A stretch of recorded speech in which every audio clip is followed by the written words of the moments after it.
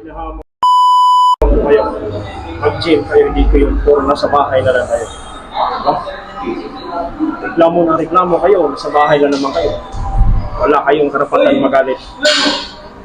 Ha? Dahil puro inom kayo, puro kain kayo, tapos kayo magre-reklamo kayo. O dito ako ngayon sa gym. I-encourage ko kayo. Hindi dapat kayo magalit sa akin. Alam niyo kung bakit. Kasi yun yung nararapat. Magbuhat kayo. Mag-gym kayo. Para magiging healthy yung katawan niyo. Yun yung pinaka-importanting bagay na para sa inyo. Para sa ganun, magiging healthy kayo. Wala kayong karapatan magreklamo. Ako ang pwedeng magreklamo. Alam niyo kung bakit. Magre-reklamo ako para sa inyo. Kasi nga naman, nakailata pa kayo dyan. Ako dito, nagpapawis, di ba? Napakaganda pakinggan. Mapawis ako dito, lumalaki ako samantala kayo. Nakailata kayo. Pero lumalaki naman yung tiyan nyo, di ba? Puro lang kayo lamon. Di ba? Kaya ang hirap sa inyo. Nagagalit pa kayo, pagsabihan kayo. O nga naman, mindset ng Pinoy, ganun talaga.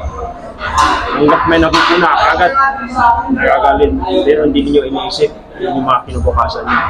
At paano kayo lumaki, at paano kayo gumanda ang iyong katawan.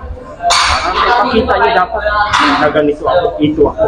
Pag nakikita ka naman, ang laki nun, di ba? Nakakainit, di ba? Hindi dapat ganun. So dapat, guys, kaibigan, dapat kaibigan, mag-gym dapat. Kasi yun ang pinakamahalaga sa buhay natin. Eh, tingnan mo, diba? Ang hirap mag-gym, pero kailangan matuto dapat kayo. Kasi yun ang pinaka-importante dapat talaga. Pinakamahalaga para sa inyo. Diba?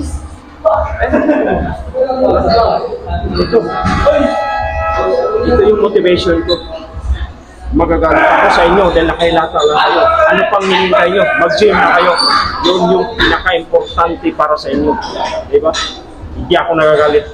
Sabihan ko lang kayo.